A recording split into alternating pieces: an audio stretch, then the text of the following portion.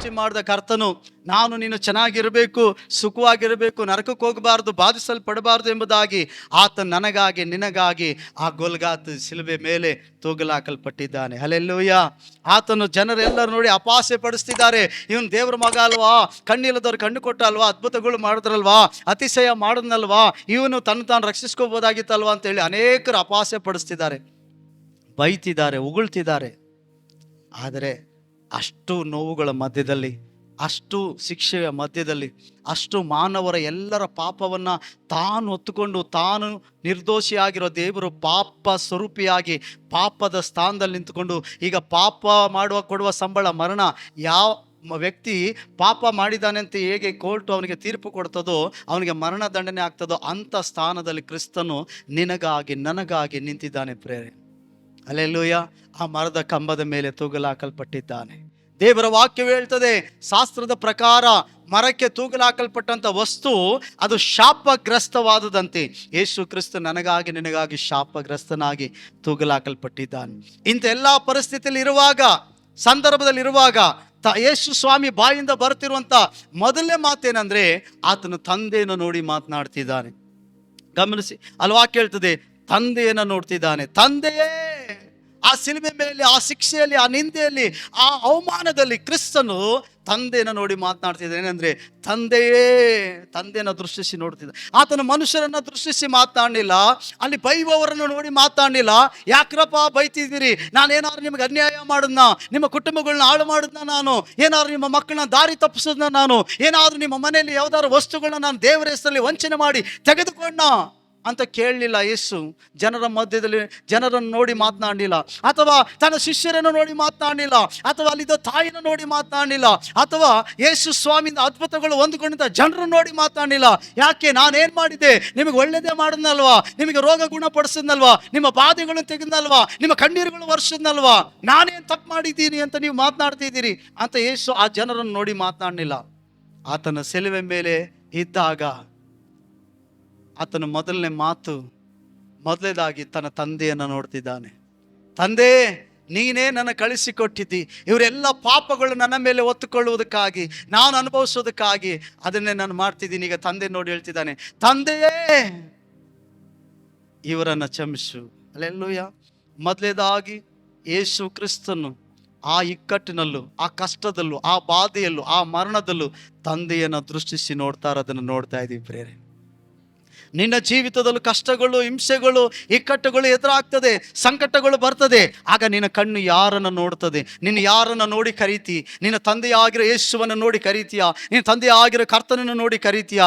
ಅಥವಾ ನಿನ್ನ ಸಂಬಂಧಿಕರು, ನಿನ್ನ ವ್ಯಕ್ತಿಗಳು, ನಿನಗೆ ಸಹಾಯ ಮಾಡುವವ್ರನ್ನ ಕರೀತಿದೀಯಾ? ಹಲ್ಲೆಲೂಯಾ.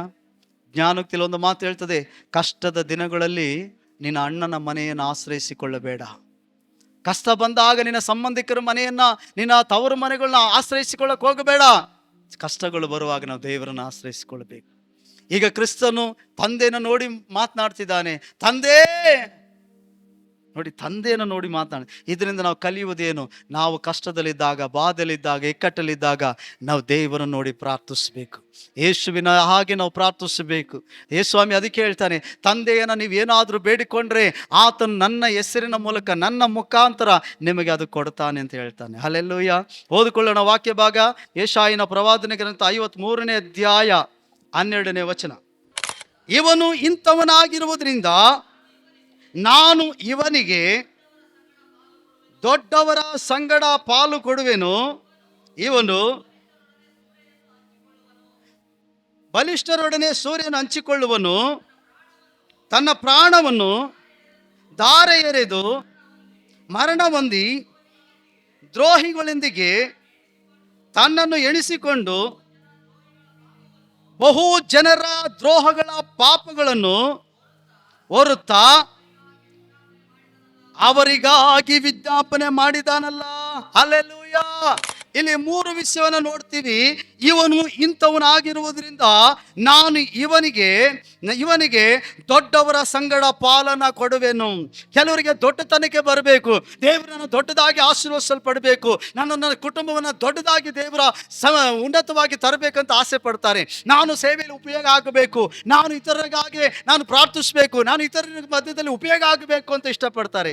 ಆದರೆ ನೀನು ಉಪಯೋಗ ಆಗೋದಕ್ಕಿಂತ ಮುಂಚೆ, ಆಶೀರ್ವಾದ ಹೊಂದೋದಕ್ಕಿಂತ ಮುಂಚೆ, ದೇವರು ನಿನ್ನ ಕುಟುಂಬನ ನಿನ್ನ ಮಕ್ಕಳನ್ನ ಮೇಲ್ ತರೋದಕ್ಕಿಂತ ಮುಂಚೆ ನೀನು ಶ್ರಮೆಯನ್ನು ಪಡಬೇಕನ್ನೋದು ಮಾತ್ರ ಮರಿಬಾರ್ದು. ನೀನು ಕಷ್ಟಪಡಬೇಕನ್ನೋದು ಮಾತ್ರ ಮರಿಬಾರ್ದು. ಹಲ್ಲೆಲೂಯಾ. ತಂದೆಯಾದ ದೇವರು ಯೇಸುವನ್ನು ನೋಡಿ ಹೇಳ್ತಿದ್ದಾನೆ, ಇವನು ಇಂಥವನಾಗಿರುವುದರಿಂದ ದೊಡ್ಡವರ ಸಂಗಡ ಇವನಿಗೆ ಪಾಲು ಕೊಡ್ತೀನಿ. ನೀನು ಓದು ಬರ ಇಲ್ಲದೆ ಇರಬಹುದು, ನೀನು ಹಳ್ಳಿಲಿ ಇರಬಹುದು, ಅಥವಾ ನಿನಗೆ ಏನು ಕೂಡ ಗೊತ್ತಿಲ್ಲದೆ ಇರಬಹುದು. ಒಂದು ವೇಳೆ ನೀನು ಕ್ರಿಸ್ತನ ಶಿಲುಬೆಯನ್ನು ಹೊರುವುದಾದ್ರೆ, ಆತನ ಬಾಧೆಗಳಲ್ಲಿ ಪಾಲುಗಾರಾಗಿ ಆತನಿಗಾಗಿ ನೀನು ಜೀವಿಸೋದಾದ್ರೆ, ದೇವರ ರಾಜ್ಯಕ್ಕಾಗಿ ನೀತಿಗಾಗಿ ನೀನು ನಡೆಯೋದಾದ್ರೆ, ಪರಿಶುದ್ಧತೆಯಲ್ಲಿ ನಿಲ್ಲೋದಾದ್ರೆ, ಕರ್ತನು ನಿನ್ನನ್ನು ದೊಡ್ಡವರ ಸಂಗಡ ಪಾಲು ಕೊಡುವಾಗ ನೀನು ಉಪಯೋಗಿಸ್ತಾನೆ.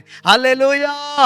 ಎರಡನೇದಾಗಿ ಆತನು ಹೇಳ್ತಾರೆ, ಇವನು ಬಲಿಷ್ಠರೊಡನೆ ಸೂರ್ಯನ ಹಂಚಿಕೊಳ್ಳುವನು, ತನ್ನ ಪ್ರಾಣವನ್ನು ಧಾರೆ ಎರೆದು ಮರಣ ಹೊಂದಿ ದ್ರೋಹಿಗಳೊಂದಿಗೆ ತನ್ನನ್ನು ಎಣಿಸಿಕೊಂಡು ಬಹು ಜನರ ದ್ರೋಹವನ್ನು ಪಾಪವನ್ನು ಹೊತ್ತುಕೊಂಡನು. ಹಲ್ಲೆಲೂಯಾ. ನಾವು ಇತರ ಭಾರಗಳನ್ನು ಹೊರಬೇಕು. ಕ್ರಿಸ್ತನು ನಮ್ಮ ಪಾಪಗಳು ಹೊತ್ಕೊಂಡ, ಪಾಪನ ಹೊರಕ್ಕಾಗಲ್ಲ, ಕ್ರಿಸ್ತನು ಹೊತ್ಕೊಂಡ. ಆದರೆ ನಾವು ಇತರರ ಭಾರಗಳನ್ನ ಹೊರುವವರಾಗಿರಬೇಕು, ಇತರಿಗಾಗಿ ಹಿತಕ್ಕಾಗಿ ಪ್ರಾರ್ಥನೆ ಮಾಡುವವರಾಗಿರಬೇಕು. ಕಷ್ಟಗಳು ನಮ್ಮ ಕಷ್ಟ ಅಂತ ಹೇಳಿ ತೆಗೆದುಕೊಂಡು ನಾವು ಯಾವಾಗ ಪ್ರಾರ್ಥನೆ ಮಾಡ್ತೀವೋ ಜನರಿಗಾಗಿ, ನಾಶವಾಗ್ತಿರೋ ಜನರಿಗಾಗಿ, ಆಗ ತಂದೆ ನಮಗೇನು ಮಾಡ್ತಾನೆ? ದೊಡ್ಡವರ ಸಂಗಡ ಪಾಲು ಕೊಡ್ತಾನೆ, ದೊಡ್ಡ ಆಶೀರ್ವಾದಗಳು ಕೊಡ್ತಾನೆ, ಕೃಪಾವರಗಳು ಕೊಡ್ತಾನೆ, ಅಭಿಷೇಕ ಕೊಡ್ತಾನೆ. ಎಲ್ಲರೂ ಅಭಿಷೇಕ ಹೊಂದ್ಕೋಬೇಕು, ಎಲ್ಲರೂ ಅದ್ಭುತ ಮಾಡ್ಬೇಕು, ದೇವರು ಎಲ್ಲರೂ ಬಲಪಡಿಸ್ಬೇಕು. ಆದರೆ ಎಲ್ಲರಿಗಾಗಿ ನೀನು ಭಾರ ಹೊತ್ತುಕೊಳ್ಳುವಾಗ, ಎಲ್ಲರಿಗಾಗಿ ನೀನು ಪ್ರಾರ್ಥಿಸುವಾಗ, ಎಲ್ಲರ ಮಧ್ಯದಲ್ಲಿ ಮಧ್ಯಸ್ಥಿಕೆಯಾಗಿ ನಿಂತುಕೊಳ್ಳುವಾಗ ದೊಡ್ಡವರ ಸಂಗಡ ಕರ್ತನು ಪಾಲು ಕೊಡ್ತಾನೆ. ಅದಕ್ಕೆ ವಾಕ್ಯ ಹೇಳ್ತದೆ, ಇವನು ಅವರಿಗಾಗಿ ವಿಜ್ಞಾಪನೆ ಮಾಡಿದಾನಲ್ಲ. ಮೂರನೇದಾಗಿ ಯಾರಿಗಾಗಿ ವಿಜ್ಞಾಪನೆ ಮಾಡ್ತಿದ್ದಾನೆ? ಪಾಪಿಗಳಿಗಾಗಿ. ಯಾರಿಗಾಗಿ ಯೇಸು ಕ್ರಿಸ್ತನ ವಿಜ್ಞಾಪನೆ ಮಾಡ್ತಿದ್ದಾನೆ? ನಾಶ ಆಗ್ತಿರೋರ್ಗಾಗಿ. ಯಾರಿಗಾಗಿ ವಿಜ್ಞಾಪನೆ ಮಾಡ್ತಿದ್ದಾನೆ ಯೇಸು ಕ್ರಿಸ್ತನು? ದೇವರ ವಾಕ್ಯ ಹೇಳ್ತಿದ್ದ, ಆತನು ಸತ್ತು ಉಣಲ್ಪಟ್ಟು ಮೃತ್ಯುಂಜಯನಾಗಿ ತಂದೆಯ ಬಲಪಾಸದಲ್ಲಿ ಕುಳಿತುಕೊಂಡು ಇವತ್ತುವರೆಗೂ ನನಗಾಗಿ ನಿನಗಾಗಿ ಪ್ರಾರ್ಥನೆ ಮಾಡ್ತಿದ್ದಾನಂತೆ. ಯಾಕೆ? ದೇವರೇ, ನನ್ನ ಮಕ್ಕಳು ಚರ್ಚೆಗೆ ಬರ್ತಿದ್ದಾರೆ, ಆದ್ರೂ ಅವ್ರಿಗೆ ಸತ್ಯದ ಪರಿಜ್ಞಾನ ಇಲ್ಲಪ್ಪ. ಹೌದು ಸ್ವಾಮಿ, ಆರಾಧನೆ ಮಾಡ್ತಿದ್ದಾರೆ, ಕಾಣಿಕೆ ಕೊಡ್ತಿದ್ದಾರೆ, ಆದ್ರೂ ನನ್ನಲ್ಲಿ ಭಯಭಕ್ತಿ ಇಲ್ಲಪ್ಪ. ಹೌದು, ನನ್ನ ಬಳಿಗೆ ಬರ್ತಿದ್ದಾರೆ, ಆದ್ರೂ ಮನಸ್ಸಿನಿಂದ ನಾನು ಹಿಂಬಾಲಿಸ್ತಿಲ್ಲಪ್ಪ. ಆದ್ರೂ ಸ್ವಾಮಿ, ಇನ್ನು ಭಯದಲ್ಲಿದ್ದಾರೆ, ಲೋಕದಲ್ಲಿದ್ದಾರೆ. ಕರ್ತನವ್ರನ್ನ ಪರಿಪೂರ್ಣಗೊಳಿಸು. ಅನೇಕರು ತಪ್ಪಾಗಿ ಹಿಂಜರಿದು ಹೋಗ್ತಿದ್ದಾರೆ, ದೇವರೇ ಅವರ ಮಾನಸಾಂತರ ಪಡಿಸು. ತಂದೆಯ ಬಳಿಯಲ್ಲಿ ಕೂತ್ಕೊಂಡು ನನಗಾಗಿ ನಿನಗಾಗಿ ಪ್ರಾರ್ಥಿಸ್ತಿದ್ದಾನೆ. ಹಲ್ಲೆಲೂಯಾ. ನಾನು ನೀವು ಕೂಡ ಕರ್ತನ ಹಾಗೆ ಮಧ್ಯಸ್ಥಿಕೆಯಾಗಿ ಇತರರಿಗಾಗಿ ನಾವು ವಿಜ್ಞಾಪನೆ ಮಾಡೋದಾದರೆ, ಪ್ರಾರ್ಥನೆ ಮಾಡೋದಾದರೆ, ನಮ್ಮ ಗ್ರಾಮಗಳಿಗಾಗಿ, ನಶಿಸಿ ಹೋಗ್ತಿರೋ ಜನರಿಗಾಗಿ, ಹಳ್ಳಿಗಾಗಿ, ಪಟ್ಟಣಕ್ಕಾಗಿ, ರಕ್ಷಣೆ ಹೊಂದಿಲ್ಲದೆ ಇರುವಂಥ ನಮ್ಮ ಕುಟುಂಬಗಳಿಗಾಗಿ ಪ್ರಾರ್ಥಿಸೋದಾದರೆ, ತಂದೆ ನಮಗೆ ದೊಡ್ಡವರ ಸಂಘ ಪಾಲು ಕೊಡ್ತಾನೆ. ಹಲ್ಲೆಲೂಯಾ. ಮೊದಲನೇದಾಗಿ ಯೇಸು ತಂದೆಯನ್ನು ನೋಡಿ ಮಾತನಾಡ್ತಿದ್ದಾರೆ. ಎರಡನೇ ಮಾತು, ಆತನ ಮಾತೇನು? ಎರಡನೇ ಮಾತು, ಅವರಿಗೆ ಕ್ಷಮಿಸು. ಮೊದಲನೇ ಮಾತು ಇದಾಗಿತ್ತು, ತಂದೆ ಆಗಿತ್ತು, ತಂದೆಯನ್ನು ನೋಡಿ ವಿಜ್ಞಾಪಿಸುವುದನ್ನು ನೋಡ್ದು. ಎರಡನೇದಾಗಿ ಈಗ ಕ್ಷಮಾಪಣೆ ಕೇಳ್ತಿದ್ದಾನೆ ತಂದೆ ಇತ್ತು. ಯಾರ್ದೋ? ತಂದೆಯೇ, ಅವರನ್ನು ಕ್ಷಮಿಸು. ಯಾರನ್ನ ಕ್ಷಮಿಸು? ಯಾರು ಅಪಾಸೆ ಪಡಿಸ್ತಿದ್ದಾರೋ, ಯಾರು ಕೀಳಾಗಿ ಮಾತಾಡ್ತಿದ್ದಾರೋ, ಯಾರು ನನ್ನ ಮುಖಕ್ಕೆ ಉಗಿತಿದ್ದಾರೋ, ಯಾರು ನನ್ನ ಬೆತ್ತಲೆಗೊಳಿಸಿದ್ರು, ಯಾರು ನನ್ನ ಬಟ್ಟೆನ ಚೀಟಾಗಿ ತೆಗೆದುಕೊಂಡ್ರು, ಯಾರು ಈ ಮುಳ್ಳಿನ ಕೀಟವು ನನ್ನ ಮೇಲಿಟ್ರು, ಯಾರು ಕೈಗಳಿಗೆ ಮಳೆ ಹೊಡೆದ್ರು, ಯಾರು ಪಕ್ಕಿಗೆ ತಿವಿದ್ರು, ಯಾರು ನನ್ನ ಶರೀರವೆಲ್ಲ ಬಾಧೆ ಆಗುವಾಗೆ ಹೊಡೆದ್ರು, ಯಾರು ಈ ಶಿಲ್ಬೆ ಕಂಬದ ಮೇಲೆ ತೂಗಲಾಕಲಿಕ್ಕೆ ನನಗೆ ಅನುಮತಿ ಕೊಟ್ಟರು, ಯಾವ ಗೌರ್ಮೆಂಟ್ ಕೊಡ್ತು, ಯಾವ ವ್ಯಕ್ತಿ ಕೊಟ್ಟರು, ಯಾರು ನನ್ನ ಹಿಡ್ಕೊಟ್ರು, ಅವ್ರನ್ನ ಕ್ಷಮಿಸಪ್ಪ. Hallelujah, hallelujah. ಇವತ್ತು ತಂದೆ ಬಳಿ ದೇವರು ಕೇಳಿ ಹೇಳ್ತಿದ್ದಾನೆ, ಯೇಸುವೇ, ತಂದೆ ಅವರನ್ನು ಕ್ಷಮಿಸು. ಚರ್ಚಿಗೆ ಬರ್ತಾರಪ್ಪ, ಆದ್ರೂ ನನಗೆ ವಿರೋಧವಾಗಿ ಪಾಪ ಮಾಡ್ತಿದ್ದಾರೆ, ಅವರನ್ನು ಕ್ಷಮಿಸು. ಚರ್ಚಿಗೆ ಬರ್ತಾರಪ್ಪ, ಇವತ್ತು ನಮ್ಮನ್ನು ನೋಡಿ ದೇವರು ತಂದೆ ಬಳಿಲಿ ಕೇಳ್ತಿದ್ದಾನೆ, ಯೇಸುವೇ, ತಂದೆ ಅವರನ್ನು ಕ್ಷಮಿಸು. ಯಾಕಂದ್ರೆ ಅವರು ನನ್ನ ಸತ್ಯ ಎಲ್ಲ ತಿಳ್ಕೊಂಡಿದ್ರು ನನ್ನನ್ನು ಅವಮಾನ ಪಡಿಸ್ತಿದ್ದಾರಪ್ಪ. ಜನಗಳು ಅವಮಾನ ಪಡಿಸುವಾಗೆ ಅವ್ರ ಜೀವಿತದಲ್ಲಿ ನಡತೆಗಳಲ್ಲಿ ಆ ರೀತಿಯಾಗಿ ಜೀವಿಸ್ತಿದ್ದಾರೆ. ಚರ್ಚಿಗೆ ಬರ್ತಾರೆ, ಪ್ರಾರ್ಥನೆ ಮಾಡ್ತಾರೆ, ಆದರೂ ಕೂಡ ಅವರ ಗ್ರಾಮಗಳಲ್ಲಿ, ಅವರು ಓದುವ ಸ್ಥಳಗಳಲ್ಲಿ, ಅವ್ರು ಕೆಲಸ ಮಾಡೋ ಸ್ಥಳಗಳಲ್ಲಿ ನನಗೆ ಸಾಕ್ಷಿಯಾಗಿಲ್ಲದೆ ನನ್ನ ಹೆಸರನ್ನು ಕೆಡಿಸ್ತಿದ್ದಾರೆ. ಚರ್ಚ್ಗೆ ಹೋಗೋರೆಲ್ಲ ಹಿಂಗೆ ಬೈತಾರಾ, ಹಿಂಗೆ ಪಾಪ ಮಾಡ್ತಾರಾ, ಹಿಂಗೆ ಸುಳ್ಳು ಹೇಳ್ತಾರಾ, ಈ ರೀತಿಯಾಗಿ ಜೀವಿಸ್ತಾರಾ? ನೋಡಿ, ನಾವೇನು ಮಾಡ್ತಿದ್ದೀವಿ? ದೇವರಿಗೆ ದೂಷಣೆ ಪಡಿಸುವಾಗಿ ಜೀವಿಸ್ತಾ ಇದ್ದೀವಿ. ಹಲ್ಲೆಲೂಯಾ. ಇನ್ನು ಅನೇಕರಿಗೆ ಲೋಕದಾಸೆ, ಇನ್ನು ಅನೇಕರಿಗೆ ಶರೀರದಾಸೆ, ಇನ್ನು ಅನೇಕ ಪಾಪದಾಸೆ. ಕ್ರಿಸ್ತನು ನೋಡಿ ಹೇಳ್ತಿದ್ದಾನೆ, ತಂದೆ ಅವರನ್ನು ಕ್ಷಮಿಸು. ಹಲ್ಲೆಲೂಯಾ. ಕ್ಷಮಾಪಣೆ ಅನ್ನೋದು ದೊಡ್ಡದು. ಹಲ್ಲೆಲೂಯಾ. ಏನು ತಪ್ಪು ಮಾಡಿದಾಗ ಕ್ಷಮಿಸು ಅಂತ ಕೇಳ್ತೀವಿ, ಸಹಜ. ಆದರೆ ತಪ್ಪು ಮಾಡದೇ ಇದ್ದಾಗ, ನಮ್ಗೆ ಯಾರಾದ್ರೂ ಏನಾರ ಮಾಡಿದಾಗ ನಾವು ಕ್ಷಮಿಸಲ್ಲ ವ್ಯಕ್ತಿಗೆ. ಆದರೆ ಕ್ರಿಸ್ತನು ಯಾವ ತಪ್ಪು ಮಾಡಿಲ್ಲ. ನೀನು ನನ್ನ ತಪ್ಪಿಗಾಗಿ, ಅಪರಾಧಕ್ಕಾಗಿ ಆತನು ಮರಣದಂಡನೆ ಅನುಭವಿಸ್ತಾ ಇದ್ದಾನೆ. ಈಗ ತಂದೆ ಬಳಿ ಕೇಳ್ತಿದ್ದಾನೆ, ಅವರನ್ನು ಕ್ಷಮಿಸಪ್ಪ, ಅಪ್ಪ ಅವ್ರನ್ನ ಕ್ಷಮಿಸು. ಪ್ರಿಯರೇ, ಯೇಸು ಸ್ವಾಮಿ ನಮಗೆ ಕಲಿಸ್ಕೊಟ್ಟಂತ ಮುಖ್ಯವಾದಂಥ ವಿಷಯವೇನಂತಂದ್ರೆ, ನಾವು ಕ್ಷಮಿಸುವಂಥ ವ್ಯಕ್ತಿಗಳಾಗಿರಬೇಕು. ಯಾಕೆಂದ್ರೆ ನಮ್ಮನ್ನ ಯೇಸು ಕ್ಷಮಿಸಿದ್ದಾನೆ. ನಾವು ಪಾಪಿಗಳು, ನಾವು ಅಪರಾಧ ಮಾಡಿ ಬಂದವರು, ಹೊರಲಾರ್ದ ಪಾಪವನ್ನು ಮಾಡಿ ಬಂದವರು. ನಮ್ಮ ಪಾಪಗಳನ್ನು ಯೇಸು ಕ್ಷಮಿಸಿರೋದ್ರಿಂದ, ತಂದೆಯ ಬಳಿಯಲ್ಲಿ ಕ್ಷಮಾಪಣೆ ಕೇಳಿ ಬೇಡಿಕೊಂಡು ನಮಗೆ ಕ್ಷಮಾಪಣೆ ಕೊಟ್ಟಿರೋದ್ರಿಂದ, ನಾವು ನಮ್ಮ ಸಹೋದರ ಸಹೋದರಿಯರಿಗೆ ನಾವು ಒಬ್ಬರನ್ನೊಬ್ಬರು ಕ್ಷಮಿಸುವವರಾಗಿರಬೇಕು. ಅನೇಕರು ಸಭೆಗೆ ಬರ್ತಾರೆ, ದೇವರನ್ನ ಆರಾಧಿಸ್ತಾರೆ, ಕಾಣಿಕೆಗಳು ಕೊಡ್ತಾರೆ, ಆದರೆ ಅವ್ರ ಹೃದಯದಲ್ಲಿ ಕ್ಷಮಾಪಣೆನೇ ಇರಲ್ಲ, ಕ್ಷಮಿಸುವಂಥ ಗುಣನೇ ಇರಲ್ಲ. ಸತ್ಯವಾಗಿ ಹೇಳ್ತೀನಿ, ಕ್ರಿಸ್ತನು ಸಿಲುವೆ ಮೇಲಿದ್ದಾಗಲೂ ತಂದೆ ಅವರನ್ನು ಕ್ಷಮಿಸು ಎಂಬುದಾಗಿ ಹೇಳ್ತಿದ್ದಾನೆ. ಹಾಗಾದರೆ ನಮಗೆ ತೋರಿಸ್ಕೊಟ್ಟಂಥ ಮಾದರಿ ಏನಂದರೆ, ನಾವು ಇತರರನ್ನು ಕ್ಷಮಿಸುವವರಾಗಿರಬೇಕು. ಅದಕ್ಕೆ ಸಂಬಂಧಪಟ್ಟ ವಾಕ್ಯಗಳನ್ನು ನೋಡೋಣ. ಮತ್ತಾಯನ ಬರೆಸುವಾರ್ತೆ 6ನೇ ಅಧ್ಯಾಯ 12ನೇ ವಚನ. ಬೇಗ ಮತ್ತಾಯನ ಬರೆಸುವಾರ್ತೆ 6ನೇ ಅಧ್ಯಾಯ 12ನೇ ವಚನ. ಮತ್ತಾಯ 14-15ನೇ ವಚನ, ಅದೇ 6ನೇ ಅಧ್ಯಾಯದಲ್ಲಿ. ನಮಗೆ ತಪ್ಪು ಮಾಡಿದವರನ್ನು ನಾವು ಕ್ಷಮಿಸಿದಂತೆ ನಮ್ಮ ತಪ್ಪುಗಳನ್ನು ಕ್ಷಮಿಸು. ನೋಡಿ, ಯೇಸು ಸ್ವಾಮಿ ಪ್ರಾರ್ಥನೆ ಮಾಡೋದನ್ನ ಕಲಿಸ್ಕೊಡ್ತಿದ್ದಾನೆ, ಪರಲೋಕದ ಪ್ರಾರ್ಥನೆ ಶಿಷ್ಯಂದಿರಿಗೆ. ಆ ಪ್ರಾರ್ಥನೆಯಲ್ಲಿ ಹೀಗೆ ಹೇಳ್ತದೆ, ನಮಗೆ ತಪ್ಪು ಮಾಡಿದವರು ನಾವು ಕ್ಷಮಿಸುವಂತೆ ನಮ್ಮ ತಪ್ಪುಗಳನ್ನು ಕ್ಷಮಿಸು. ಇವತ್ತು ಅನೇಕರು ತಪ್ಪು ಮಾಡ್ತಾರೆ, ಕ್ಷಮಿಸಲ್ಲ. ಅನೇಕರು ತಪ್ಪನ್ನ ಕ್ಷಮಾಪಣೆ ಕೇಳ್ಕೊಳ್ಳಲ್ಲ. ಹಾಗೆ ಬಂದು ಪ್ರಾರ್ಥನೆ ಮಾಡ್ತೀವಿ, ಹಾಗೆ ಬಂದು ದೇವ್ರ ನಿಂತ್ಕೊಳ್ತೀವಿ, ಹಾಗೆ ಬಂದು ದೇವ್ರನ್ನ ಆಶೀರ್ವಾದ ಮಾಡಬೇಕು, ಗುಣಪಡಿಸೋಕೆ, ಬಿಡುಗಡೆ ಕೊಡಬೇಕು ಅಂತ ಕೇಳ್ತೀವಿ. ಖಂಡಿತ ಆಗಲ್ಲ ಪ್ರೇರೆ. ಸ್ವಾಮಿ ಹೇಳ್ತಾರೆ, ನೀವು ಜನರ ತಪ್ಪುಗಳು ಕ್ಷಮಿಸುವಾಗ ನಿಮ್ಮ ತಪ್ಪುಗಳು ಕ್ಷಮಿಸಲ್ಪಡ್ತದೆ. ನೀವು ತಪ್ಪನ್ನು ಕ್ಷಮಿಸಿ ಬರುವಾಗ, ನಿಮ್ಮಲ್ಲಿ ಯಾರಿಗಾದ್ರೂ ನೀವು ತಪ್ಪು ಮಾಡಿದ್ರೆ ನೀವು ಅವ್ರಿಗೆ ಕ್ಷಮಾಪಣೆ ಕೇಳ್ಕೊಂಡು ಬರುವಾಗ ನಿಮ್ಮ ಪ್ರಾರ್ಥನೆಗೆ ದೇವರು ಉತ್ತರ ಕೊಡ್ತಾನೆ. ಹಲ್ಲೆಲೂಯಾ. ಅದಕ್ಕೆ ಯೇಸು ಹೇಳ್ತಾನೆ ಏನಂದ್ರೆ, ನಾವು ಜನರ ತಪ್ಪುಗಳನ್ನು ಕ್ಷಮಿಸುವಂತೆ ನಮ್ಮ ತಪ್ಪುಗಳನ್ನು ನೀವೇನು ಮಾಡಿ ಸ್ವಾಮಿ, ಕ್ಷಮಿಸಿ ಅಂತ ಕೇಳಿರಿ ಅಂತ ಹೇಳ್ತಾನೆ. ಅದೇ ವಾಕ್ಯದಲ್ಲಿ ಕೆಳಗಡೆ 14ನೇ ವಚನ ನೋಡಿ, ನೀವು ಜನರ ತಪ್ಪುಗಳನ್ನು ಕ್ಷಮಿಸಿದರೆ ಪರಲೋಕದಲ್ಲಿರುವ ನಿಮ್ಮ ತಂದೆಯು ನಿಮ್ಮ ತಪ್ಪುಗಳನ್ನು ಕ್ಷಮಿಸಿ ಬಿಡುವನು. ಆದರೆ ಕೇಳ್ತಿದ್ದೀರಾ? ಆದರೆ ನೀವು ಜನರ ತಪ್ಪುಗಳನ್ನು ಕ್ಷಮಿಸದೆ ಹೋದರೆ ಪರಲೋಕದಲ್ಲಿರೋ ತಂದೆ ಮುಂದೆ ನಿಮ್ಮ ತಪ್ಪುಗಳು ಕ್ಷಮಿಸಲ್ಪಡಲ್ಲ.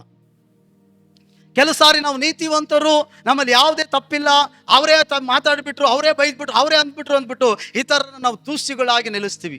ಹೌದು ಪ್ರಿಯರೇ, ಅವ್ರು ನಿನ್ನ ಮೇಲೆ ನಿನ್ಗೇನು ತಪ್ಪಿಲ್ಲ ಅಂದಿದ್ರು, ಒಂದು ವೇಳೆ ನೀನು ತಪ್ಪಿಗಸ್ತಿ ಸ್ಥಾನದಲ್ಲಿ ನಿಲ್ಲಿಸಿರ್ಬೋದು, ನೀನು ಮಾತನಾಡಿರ್ಬೋದು. ಆದರೆ ಕ್ರಿಸ್ತನ ಹೃದಯ ನಿನ್ನೊಳಗಡೆ ಇದ್ದರೆ, ಯೇಸು ಸ್ವಾಮಿ ನಿನ್ನೊಳಗಡೆ ಇರೋದಾದರೆ, ಮೊದಲೇದಾಗಿ ನೀನೇನು ಮಾಡಬೇಕು? ನಾವೇನು ಮಾಡಬೇಕು?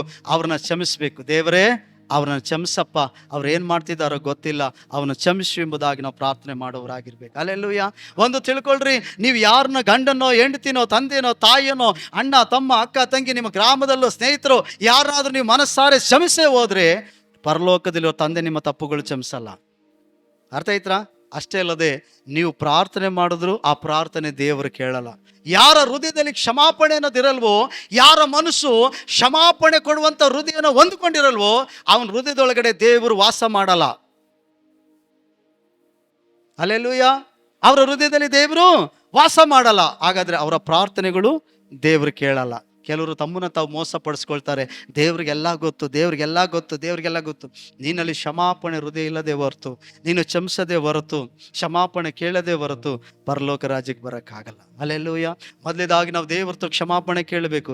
ಎರಡನೇದಾಗಿ ನಮ್ಮನ್ನು ಯಾರು ತಪ್ಪು ಮಾಡಿದ್ರು, ನಾವು ತಪ್ಪು ಮಾಡಿದ್ರು, ನಮ್ಗೆ ಬೇರೆಯವ್ರು ತಪ್ಪು ಮಾಡಿದ್ರು, ನಾವು ಅವ್ರನ್ನ ಕ್ಷಮಿಸೋರಾಗಿರ್ಬೇಕು. ಹಲ್ಲೆಲೂಯಾ. ಮತ್ತಾಯನ ಬರೆಸುವಾರ್ತೆ ನಾವು ನೋಡ್ತೀವಿ 18ನೇ ಅಧ್ಯಾಯದಲ್ಲಿ 18ನೇ ಅಧ್ಯಾಯ 35ನೇ ವಚನದವರೆಗೆ. ಅದಕ್ಕೆ ಯೇಸು ಸ್ವಾಮಿ ಒಂದು ವಿಷಯವನ್ನು ಹೇಳ್ತಾರೆ, ಒಂದು ಸಾಮ್ಯ ರೀತಿಯಲ್ಲಿ. ಪೇತ್ರನು ಬಂದು ಕೇಳ್ತಾನೆ, ಸ್ವಾಮಿ, ನನ್ನ ಸಹೋದರನು ತಪ್ಪು ಮಾಡಿದ್ರೆ ಅವನಿಗೆ 70 ಸಾರಿ ನಾನು ಕ್ಷಮಿಸ್ಬೇಕಾ ಅಂತ ಕೇಳುವಾಗ ಯೇಸು ಹೇಳ್ತಾರೆ, 70 ಸಾರಿ ಇಲ್ಲ, 77 ಸಾರಿ. ಅಂದರೆ ನೀನು ಅವನ ಮೇಲೆ ಕೋಪನೇ ಮಾಡ್ಕೋಬಾರ್ದು, ಅವನ ಮೇಲೆ ನೀನು ಏನು ಮಾಡಬಾರ್ದು, ಕೋಪನೇ ಮಾಡ್ಕೋಬಾರ್ದು, ಅವನಿಗೆ ಕ್ಷಮಿಸಬೇಕು ಅಂತ ಹೇಳ್ತದೆ. ಹಲ್ಲೆಲೂಯಾ. ಅದಕ್ಕೆ ಯೇಸು ಸ್ವಾಮಿ ಹೇಳ್ತಾನೆ, ಒಂದು ಊರಲ್ಲಿ ಒಬ್ಬ ರಾಜ ಇದ್ದ. ಆ ರಾಜನಿಗೆ ಒಬ್ಬ ಸಾಲಗಾರ ಇದ್ದ, ಸಾಲ ಕೊಡಬೇಕಾಯ್ತು. ಕೋಟಿ ಗಟ್ಟಲೆ ಸಾಲ ತೆಗೆದುಕೊಂಡಿದ್ದಾನೆ, ಅವನು ಬಡ್ಡಿನೂ ಕಟ್ಟಿಲ್ಲ, ಸಾಲನೂ ತೀರಿಸಿಲ್ಲ. ಆಗ ಅವನು ಕರ್ಕೊಬರ್ರಿ ಅಂತ ರಾಜ ಹೇಳ್ತಾನೆ. ಕರ್ಕೊಬಂದಿದ್ದೀನಿ. ಏನಪ್ಪ ಈ ತಿಂಗಳು ಬಡ್ಡಿ, ಎಷ್ಟು ತಿಂಗಳು ಬಡ್ಡಿ ನಿಲ್ಲಿಸಿದ್ಯಲ್ಲ, 1 ಕೋಟಿ ಮೇಲೆ ನೀನು ಸಾಲನ ತೆಗೆದುಕೊಂಡಿದ್ದಿ, ಎಲ್ಲಿ ನೀನು ಅಸಲಲ್ಲಿ ಬಡ್ಡಿಯಲ್ಲಿ ಅಂತ ಕೇಳುವಾಗ ಅವನೇನು ಮಾಡ್ತಾನೆ, ಅವನ ರಾಜನ ಕಾಲಿಗೆ ಬಿದ್ದು, ಸ್ವಾಮಿ ದಯಮಾಡಿ ಕ್ಷಮಿಸ್ರಿ, ದಯಮಾಡಿ ಕ್ಷಮಿಸ್ರಿ, ಸ್ವಲ್ಪ ಅವಕಾಶ ಕೊಡಿ, ನಿಮ್ದೆಲ್ಲವನ್ನು ಹೇಗಾರ ತೀರಿಸ್ತೀನಿ ಅಂತ ಅಂಗಲಾಚಿ ಬೇಡ್ಕೊಳ್ತಾನೆ. ಆಗ ರಾಜ ಹೇಳ್ತಾನೆ, ಇವನ ಹೆಂಡತಿ ಮಕ್ಕಳು ಎಲ್ಲರನ್ನ ತೆಗೆದುಕೊಂಡು ಬಂದು ಸಾಲ ತೀರುವ ತನಕ ಇವ್ರನ್ನ ಏನ್ ಮಾಡಿ ಗುಲಾಮವಾಗಿ ಇಟ್ಕೊಳ್ರಿ ಅಂತ ಹೇಳ್ತಾನೆ. ಅವಾಗ ಅವನು ಕಾಲಿಗೆ ಬಿದ್ದು ಗೋಳಾಡಿ ಕೇಳ್ಕೊಳ್ತಾನೆ, ಗುರುವೇ, ಸ್ವಾಮಿ, ನಮಗೆ ರಾಜರೇ ಸ್ವಲ್ಪ ಅವಕಾಶ ಕೊಡಿ, ಖಂಡಿತ ಹೇಗಾದ್ರೂ ತೀರಿಸ್ಬಿಡ್ತೀನಿ ಅಂದಾಗ ರಾಜನ ಮನಸ್ಸು ಮರುಗ್ತದೆ ಅವನಿಗೆ. ಈ ಹೆಂಡತಿ ಮಕ್ಕಳನ್ನೆಲ್ಲ ಇವನು ಮಾಡಿದ ಸಾಲದಿಂದ ಇವ್ರನ್ನೆಲ್ಲ ಯಾಕೆ ಪಾಪ ಸರಿಯಾಗಿ ಕಳಿಸ್ಲಿ, ಆಯ್ತಪ್ಪ ನೀನು 1 ರೂಪಾಯಿನೂ ಕೊಡಬೇಡ, ನೀನು ಕೋಟಿಗಟ್ಟಲೆ ನಾನು ಕೊಡಬೇಕಾಗಿರೋ ಸಾಲ ಬಡ್ಡಿ ಎಲ್ಲ ಮನಸ್ಬಿಟ್ಟಿದ್ದೀನಿ, ಹೋಗು ಚೆನ್ನಾಗಿರು ಅಂತ ಕಳಿಸ್ಬಿಟ್ಟ. ಅವನು ಹೊರಗಡೆ ಬಂದ ತಕ್ಷಣ ಅವನಿಗೆ ಸಹೋದರನಿದ್ದ. ಆ ಸಹೋದರನ ಅವನಿಗೆ 100 ರೂಪಾಯಿ ಕೊಡಬೇಕಾಗಿರ್ತದೆ. ಎಷ್ಟು ಕೊಡಬೇಕಾಗಿರ್ತದೆ? ಅವನು ಹೋಗಿದ್ದೇನೆ, ಹಿಡ್ಕೊಳ್ತೇನೆ, ಬಡ್ಡಿ ಮಗನೇ ಸಾಲ ಕೊಡು, ಎಷ್ಟು ದಿನ ಅವನು ಹಿಡ್ಕೊಂಡಿದ್ದೇನೆ, ಕತ್ತನ ಪಟ್ಟಿ ಹಿಡ್ಕೊಂಡು ಗುಂಜಾಡ್ತೇನೆ. ಅವನು ಕಡು ಬಡವ. ಹೇಳ್ತಾನೆ, ಸಹೋದರ ಸಹಾಯ ಮಾಡು, ಖಂಡಿತ ನಿಂದು ಕೊಟ್ಬಿಡ್ತೀನಿ ಅಂತ ಕೇಳಿದೆ. ಅವ್ನು ತಗೊಂಡೋಗಿ ಪೊಲೀಸ್ ಸ್ಟೇಷನಲ್ಲಿ ಕಂಪ್ಲೇಂಟ್ ಕೊಟ್ಟು ಸೆರೆಮನೆಗೆ ಹಾಕಿಸ್ತಾನೆ. ಈ ಸುದ್ದಿ ರಾಜನ್ ಗೊತ್ತಾಗ್ತದೆ. ಅರೆ ಕೋಟಿಗಟ್ಟಲೆ ಸಾಲ ಮಾಡಿ ನಂತ ಕಾಲು ಇಟ್ಕೊಂಡ, ಬೇಡ್ಕೊಂಡ್ಲು ಅಂತ ಹೇಳಿ ಅವ್ರ ತಪ್ಪೆಲ್ಲ ಕ್ಷಮಿಸ್ಬಿಟ್ಟೆ. ಅವನು ಕೂಡ ನಾನು ಕರುಣಿಸಿದಾಗೆ ಕರುಣಿಸ್ಬೋದಾಗಿತ್ತಲ್ಲ, ನಾನು ಕ್ಷಮಿಸಿದಾಗೆ ಅವನ ಸಹೋದರನ ಕ್ಷಮಿಸ್ಬೋದಾಗಿತ್ತಲ್ಲ. ಹೇಳ್ಕೊಬರ್ರಿ ಅವನ ಕುಟುಂಬನ ಹೇಳ್ಕೊಬರ್ರಿ. ಆ ಸಾಲ ತೀರೋ ತನಕ ಅವನ ಹೆಂಡತಿ ಮಕ್ಕಳನ್ನ ಪೀಡಿಸುವವರ ಕೈಗೆ ಕೊಡ್ರಿ ಅಂದ. ಪೀಡಿಸುವವರಂದ್ರೆ ಯಾರು? ಸೈತಾನಿಗೆ ಕೊಟ್ಬಿಟ್ಟ. ನೀನು ದೇವರ ವಾಕ್ಯ ಹೇಳ್ತದೆ, ಕೋಟಿಗಟ್ಟಲೆ ಸಾಲ ಮಾಡಿದವ್ರು ಯಾರಂದ್ರೆ ನೀನು ನಾನೇ ಪ್ರಿಯರೇ.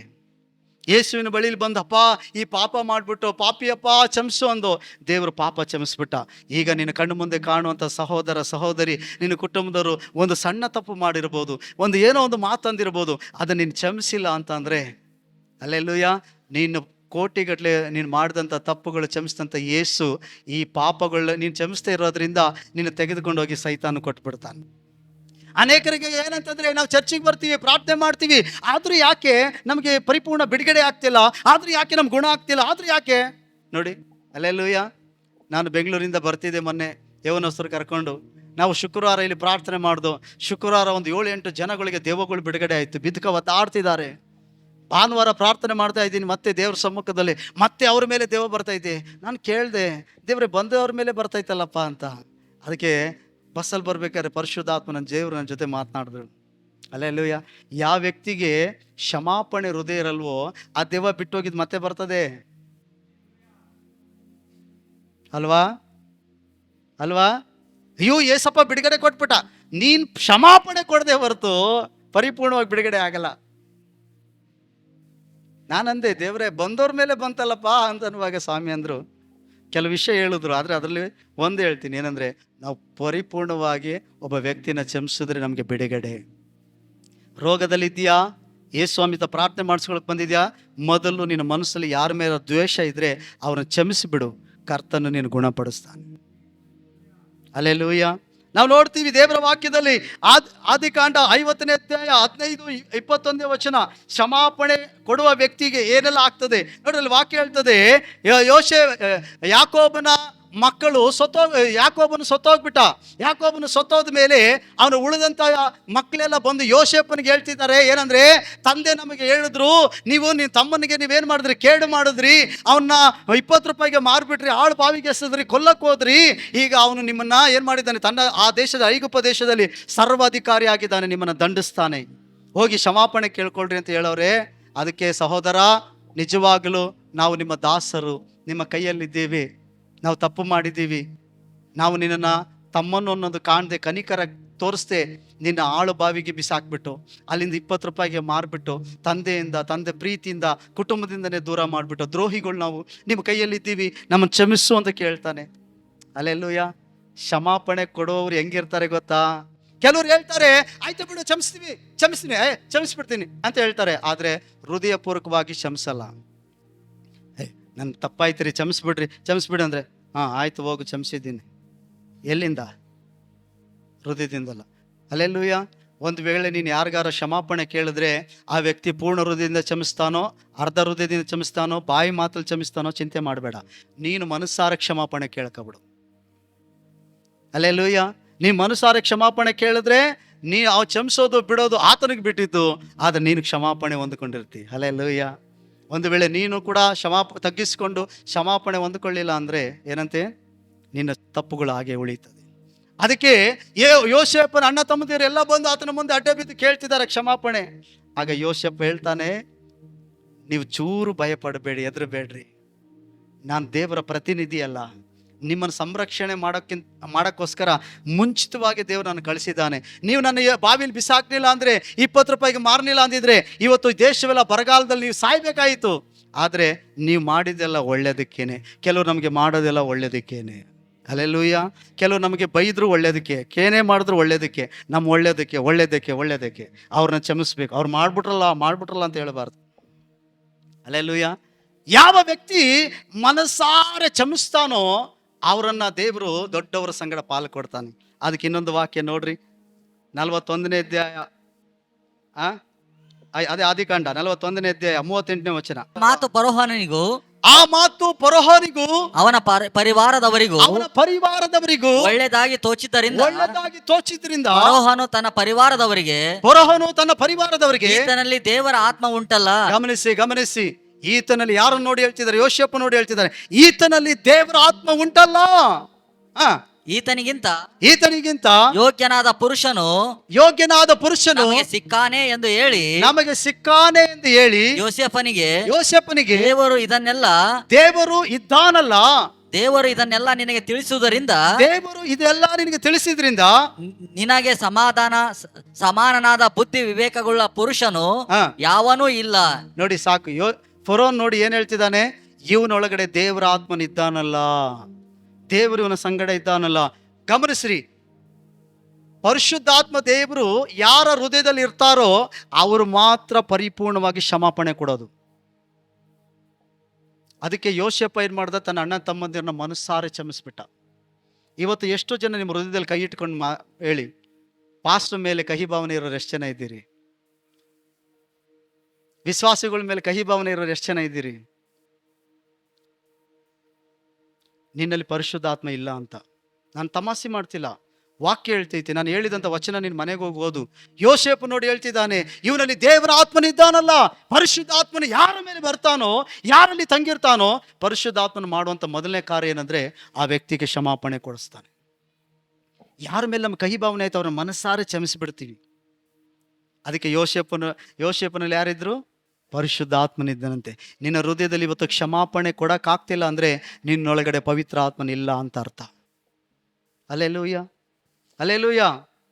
ಅಪೊಸ್ತಲ ಕೃತ್ಯಗಳು 7ನೇ ಅಧ್ಯಾಯ 54-60ನೇ ವಚನ ತನಕ ಇಲ್ಲಿ ಸೇಪನೆಂಬ ಶಿಷ್ಯನನ್ನ ಏನ್ ಮಾಡ್ತಿದ್ದಾರೆ? ಗುಂಡಿಗೆ ಕಲ್ಲೆಸೆದು ಕೊಲ್ತಿದ್ದಾರೆ, ಕಲ್ಲೆಸಿದ್ದಾರೆ ಅವ್ರಿಗೆ ಮೇಲೆ. ಅಲ್ಲೇಲೂಯ್ಯ. ಆ ಒಂದು ವಚನ ಓದ್ರಿ, ನಾನೀಗ ಹೇಳ್ತಿರುವಂಥ ವಿಷಯಗಳಿಗೆ ನಿಮ್ಗೆ ಅರ್ಥ ಆಗ್ತದೆ. ಕಡೆದಾಗಿ 7ನೇ ಅಧ್ಯಾಯ ಅಪೊಸ್ತಲ ಕೃತ್ಯಗಳು 58ರಿಂದ ಓದ್ರಿ. ಅವನ ಮೇಲೆ ಬಿದ್ದು ಅವನನ್ನು ಊರ ಹೊರಕ್ಕೆ ನೂಕಿಕೊಂಡು ಹೋಗಿ ಕೊಲ್ಲುವುದಕ್ಕೆ ಕಲ್ಲೆಸೆದರು. ಸಾಕ್ಷಿಯವರು ತಮ್ಮ ಬಟ್ಟೆಗಳನ್ನು ತೆಗೆದು ಸೌಲನೆಂಬ ಒಬ್ಬ ಯೌವನಸ್ಥನ ಕಾಲುಗಳ ಬಳಿಯಲ್ಲಿ ಇಟ್ಟರು. ಅವರು ಸ್ತೇಫನನ ಮೇಲೆ ಕಲ್ಲೆಸೆಯುತ್ತಾ ಇರಲು ಅವನು ಕರ್ತನ ಹೆಸರನ್ನು ಹೇಳಿ ಯೇಸು ಸ್ವಾಮಿಯೇ, ಯೇಸು ಸ್ವಾಮಿ, ನನ್ನ ಆತ್ಮವನ್ನು ಸೇರಿಸಿಕೋ ಪ್ರಾರ್ಥಿಸಿ ಮೊಣಕಾಲೂರಿ ಕರ್ತನೆ ಈ ಪಾಪವನ್ನು ಅವರ ಮೇಲೆ ಹೊರಿಸಬೇಡವೆಂದು ಹೊರಿಸದೆ ಕ್ಷಮಿಸು ಅಂತ ಕೇಳ್ಕೊಳ್ತಿದ್ದಾನೆ. ಹಲ್ಲೆಲೂಯಾ. ಯಾವ ವ್ಯಕ್ತಿ ಕ್ಷಮಿಸ್ತಾನೋ, ಯಾವ ವ್ಯಕ್ತಿಲಿ ಕ್ಷಮಾಪಣೆ ಹೃದಯ ಇರ್ತದೋ ಆ ವ್ಯಕ್ತಿ ಯೇಸುವನ್ನು ನೋಡ್ತಾನೆ, ಆ ವ್ಯಕ್ತಿ ದೇವರನ್ನು ನೋಡ್ತಾನೆ, ಆತನ ಮಹಿಮೆಯನ್ನು ನೋಡ್ತಾನೆ. ಸೇಪೇನನ್ನು ಕ್ಷಮಿಸಿದ್ರಿಂದ ದೇವರ ಮಹಿಮೆ ನೋಡ್ತಿದ್ದಾನೆ. ದೇವರ ಸಿಂಹಾಸನ ಪಕ್ಕದಲ್ಲಿ ಯೇಸು ಕುಳಿತುಕೊಂಡು ಪ್ರಾರ್ಥನೆ ಮಾಡ್ತಾರೆ, ಅದನ್ನು ನೋಡ್ತಿದ್ದಾನೆ.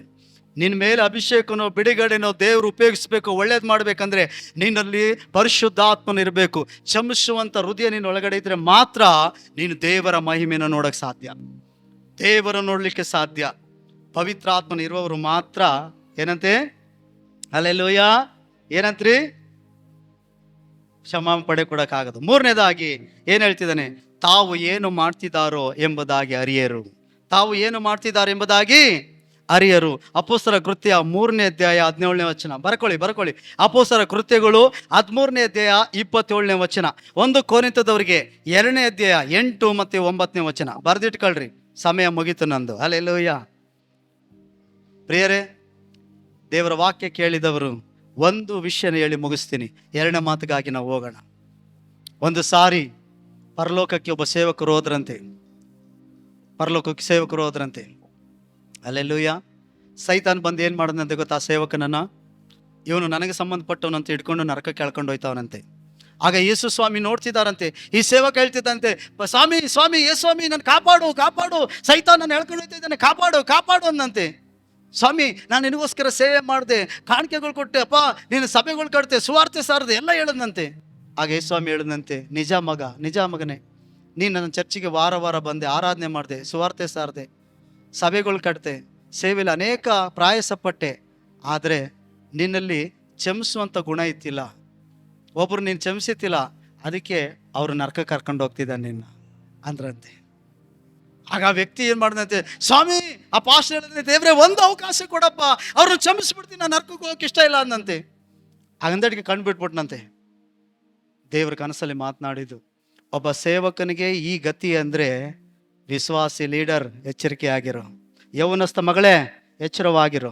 ಒಬ್ಬ ಸೇವಕನಿಗೆ ದೇವರು ಇಷ್ಟೆಲ್ಲ ಕಷ್ಟಪಟ್ಟು ಪ್ರಯಾಸಪಟ್ಟು ವರ್ಷಗಟ್ಟಲೆ ಪ್ರಾಣದ ಅಂಗನ್ನ ತೊರೆದು ಸೇವೆ ಮಾಡಿದ ಸೇವಕನೇ ಕ್ಷಮಾಪಣೆ ಕೊಟ್ಟಿಲ್ಲ ಒಬ್ಬರಿಗೆ ಅಂತೇಳಿ ಸೈತಾನ್ಗೆ ಒಪ್ಪಿಸಿ ಪರಲೋಕದಲ್ಲಿ ಸೈತಾನ್ ಎಳ್ಕೊಂಡು ಹೋಗ್ತಿದ್ದಾನೆ, ದೇವ್ರು ನೋಡ್ಕೊಂಡು ಸುಮ್ಮನಿದ್ದಾನೆ ಅಂದರೆ ವಿಶ್ವಾಸಿ ಗತಿ ಏನು? ತಂದೆ ತಾಯಿ ನಿನ್ನ ಗತಿ ಏನು? ಯೌವನಸ್ಥ ಮಗಳ ನಿನ್ನ ಗತಿ ಏನು? ಕಣ್ಣುಗಳು ಮುಚ್ಚಿ ಪ್ರಾರ್ಥನೆ ಮಾಡೋಣ. ದೇವರು ಆಕಾಶ ಮಾಡಿ.